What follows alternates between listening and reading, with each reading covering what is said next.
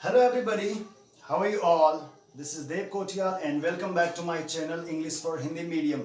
आज का जो टॉपिक है वो बहुत ही इंटरेस्टिंग है, बहुत ही इजी है एंड स्मॉल भी है, लेकिन इसकी जो इम्पोर्टेंस है इंग्लिश ग्रामर में बहुत ज़्यादा है। लेकिन आज मैं आप लोगों को जो टॉपिक बता रहा हूँ ये स्पोकन पर्पज से बता रहा हूँ। जनरली स्पीकिंग में लोग ध्यान नहीं देते कि कहाँ पे ए लगाना चाहिए, कहाँ पे एन लगाना चाहिए, लेकिन मैं आपको एक बहुत ही इजी मेथड आज बताने वाला हूं कि जिससे आपको क्लियर हो जाए कि कहां पे आप लोग ए का यूज करेंगे और कहां पे एन का यूज करेंगे। उसके बाद हम पढ़ेंगे द के बारे में। यानी आज का जो टॉपिक है वो है आर्टिकल्स, और हमारे पास होते हैं तीन articles, a, an and the.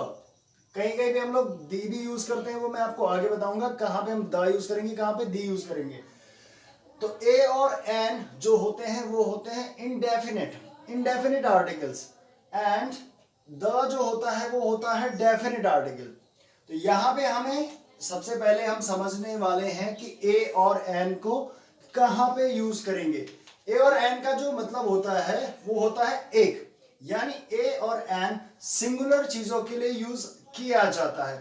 तो यहां पे जब दोनों का मतलब होता है एक, तो हम दोनों को अलग अलग क्यों यूज करते हैं, that is very very important to understand. So I'm gonna tell you that how to use A and how to use N and where to use. So first of all हम समझते हैं यहाँ पे हम N का use कहाँ पे करेंगे। जनरली आज तक हमने पढ़ा है, जो जब हम बचपन में छोटी क्लासेस में थे तो हमें ये चीज बताई जाती थी कि जो वर्ड वॉवल से शुरू होते हैं, कहने का मतलब है ए ई आई ओ यू से शुरू होने वाले जो वर्ड है उनके आगे एन लगता है, और जो कॉन्सोनेंट से शुरू हो रहे हैं वर्ड उनके आगे ए लगता है। लेकिन ये पूरी तरीके से हमें मतलब समझने वाली बात ये है कि ये पूरा 100% सही नहीं है। बहुत सारे वर्ड्स ऐसे भी होते हैं जो कॉन्सोनेंट से शुरू होते हैं लेकिन उनके आगे एन का यूज किया जाता है। बहुत सारे वर्ड्स ऐसे भी होते हैं जो वॉवल से शुरू होते हैं लेकिन उनके आगे ए का यूज किया जाता है। तो यहाँ पे हम लोगों को बहुत ही अच्छे से समझना पड़ेगा, और इसकी बहुत ही इजी ट्रिक मैं आप लोगों को बताने वाला हूं। तो सबसे पहले हम यूज करने वाले हैं एन का, यूज ऑफ एन। तो आपको एक छोटी सी बात, कॉपी और पेन आप लोगों को दोबारा साथ में रखना है, और जो जो चीजें आप लोगों को मैं बता रहा हूं वो चीजें आपको अच्छे से समझनी है। तो टॉपिक पहले हम समझेंगे यूज ऑफ एन। अब एन को कहां पे यूज करना है ये हमें यहां पे समझना है कि साउंड, हमें जो साउंड मिलेगा, यानी यहां पे मैं आपको थोड़ा समझाने के लिए मैंने हिंदी के जो वोवल्स होते हैं वो लिखे हुए हैं।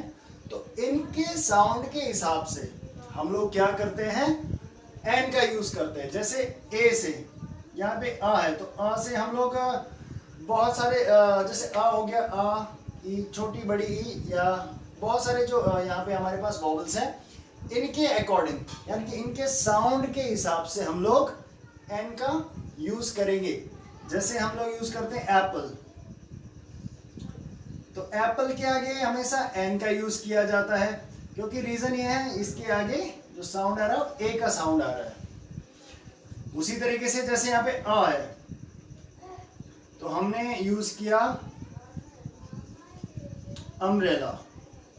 तो यहाँ पे यू है लेकिन जो साउंड है इसका वो है अ का। तो कहने का मतलब जो साउंड हमें वॉवल्स का मिल रहा है हिंदी के हिसाब से, तो यहाँ पे हम लोग एन का यूज करेंगे। इसी तरीके से हमारे पास हजारों वर्ड्स होते हैं जिनका साउंड वॉवल्स के साउंड पे निकलता है। तो ये ऐसे ही जैसे army officer, engineer, honest, engineer. अब यहाँ पे ऑनेस्ट, मैं आप लोगों को एक वर्ड बताता हूँ ऑनेस्ट। तो हमने यहाँ पे एक वर्ड लिखा ऑनेस्ट। ऑनेस्ट का मतलब होता है ईमानदार, और यहाँ पे एच जो पहला लेटर है इसमें ये है एच, लेकिन इसको हॉनेस्ट नहीं पढ़ेंगे, इसको पढ़ेंगे हम लोग ऑनेस्ट। यहाँ पे एच साइलेंट है, तो यहाँ पे एच है तो एक कॉन्सोनेंट, लेकिन इसके आगे भी हम लोग एन का यूज करते हैं। Reason behind that we are getting the sound of honest, like that, this kind of sound or this kind of sound we are getting. That's why we are using n here. So many words are there which are really important to understand. कि यहाँ पे H है, तो आप लोग क्या कर सकते हैं कि एच आपने देखा ये तो कॉन्सोनेंट से शुरू हो रहा है, तो यहाँ पे ए लगा दिया। ऐसा नहीं होना चाहिए, आपको साउंड पे जाना है। इजी ट्रिक यही है इसकी, जब आप साउंड आपको मिल रहा है वॉवल्स का, तो अ से लेके यहाँ पे जो अ तक मैंने लिखा है, अगर आपको कोई भी वर्ड इनके साउंड पे मिलता है तो आप यहाँ पे एन का यूज करें। उसके बाद हमारे पास आता है, जैसे हमने एन का यूज किया उसी तरीके से हम ए का भी यूज करेंगे, लेकिन यहाँ पे आपको समझना है कि ए का यूज, जैसे मैंने आपको बताया एन तो क्लियर हो चुका होगा आपके दिमाग में, वॉवल्स के साउंड के हिसाब से हम लोग एन का यूज करते हैं। लेकिन अब हमारे पास आता है ए, तो ए का जो यूज किया जाता है वो कॉन्सोनेंट्स, यानी मैंने आपको लास्ट टाइम बताया था स्वर और व्यंजन। तो कॉन्सोनेंट का मतलब होता है व्यंजन, और व्यंजन के साउंड पे यानी कॉन्सोनेंट के साउंड पे जो वर्ड स्टार्ट होगा उसके आगे हम लोग ए यूज करेंगे। इसके बहुत सारे एग्जांपल्स हैं। यहाँ पे मैंने आपको एग्जांपल दिया था अम्ब्रेला, एक दूसरा एग्जांपल मैं आपको यहाँ पे दे रहा हूं, जैसे यूनिवर्सिटी है। यूनिवर्सिटी का मतलब होता है विश्वविद्यालय। तो हमें यहाँ पे मतलब से मतलब नहीं है, यहाँ पे हमें समझना है कि जो हमारा यहाँ पे पहला लेटर है, ये हमें देखना है कि इसका साउंड क्या आ रहा है। ये भी यू से शुरू हो रहा है, ये भी यू से शुरू हो रहा है, लेकिन यहाँ पे अ का साउंड आ रहा है, एंड यहाँ पे जो साउंड आ रहा है वो आ रहा है य का साउंड, और यह क्या है, एक कॉन्सोनेंट है। तो बस आपको अब समझ में आ गया होगा कि दोनों जो लेटर है एक जैसे होने के बावजूद भी हमने दोनों के आगे एन का या सिर्फ ए का ही यूज नहीं किया, हमने यूज किया है साउंड के हिसाब से कि कहाँ पे एन का साउंड, कहाँ पे एन लगना चाहिए जो कि वॉवल का साउंड जहाँ पे मिलेगा हम लोगों को, और कहाँ पे ए लगना चाहिए जो कि कॉन्सोनेंट के साउंड के हिसाब से डिक्लेयर किया जाएगा। तो यहाँ पे आप लोग अच्छे से समझने की कोशिश करें कि कहाँ पे ए लगेगा और कहाँ पे एन लगेगा। इसी तरीके से हमारे पास जैसे यहाँ पे एक वर्ड है हमारे पास ऑरेंज, तो ऑरेंज में क्या है, यहाँ पे ओ का साउंड आ रहा है, लेकिन अगर मैं यहाँ पे लिखता हूं वन आइड मैन, अब ये भी ओ से शुरू हो रहा है, ये भी ओ से शुरू हो रहा है, लेकिन यहाँ पे क्या दोनों का साउंड जो है वो डिफरेंट है। इसमें ओ का साउंड है और इसमें वो का साउंड है। वो एक कॉन्सोनेंट होता है, ओ एक वोवल होता है। तो आपको यहीं पे चीजों को डिक्लेयर करना है कि कैसे आप लोग डिफाइन करेंगे।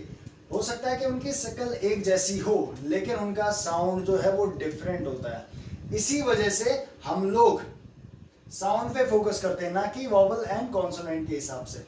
तो उम्मीद करता हूं आप लोगों को ये चीज क्लियर हो गई होगी कि कहाँ पे ए लगेगा और कहाँ पे एन लगेगा। इसके अलावा मैं आपको बहुत सारे वर्ड्स बता देता हूं, जैसे हमारे पास होता है जैसे एमएलए एक वर्ड होता है जिसकी फुल फॉर्म होती है मेंबर ऑफ लेजिस्लेटिव असेंबली। तो यहाँ पे हमने क्या कि एम एक कॉन्सोनेंट है, लेकिन हम यहाँ पे यूज करेंगे एम यानी ये मां से शुरू नहीं हो रहा है, ये हो रहा है ए से शुरू, तो हमें ए का साउंड पकड़ना है। यहाँ पे अगर हम बात करते हैं मॉम की, तो यहाँ पे दोनों स्टार्ट एम से हो रहे हैं, लेकिन यहाँ पे साउंड म से आ रहा है और यहाँ पे ए से साउंड आ रहा है। तो बस यही चीज आपको डिफाइन करनी है, और जब ये चीज डिक्लेयर हो जाएगी, ये चीज क्लियर हो जाएगी, तो आपको किसी भी वर्ड में कोई भी डाउट नहीं रहेगा कि कहाँ पे आपको एन लगाना है और कहाँ पे आपको ए लगाना है। इसके बाद मैं आपको कुछ एग्जाम्पल्स नेक्स्ट वीडियो में बताऊंगा क्लियर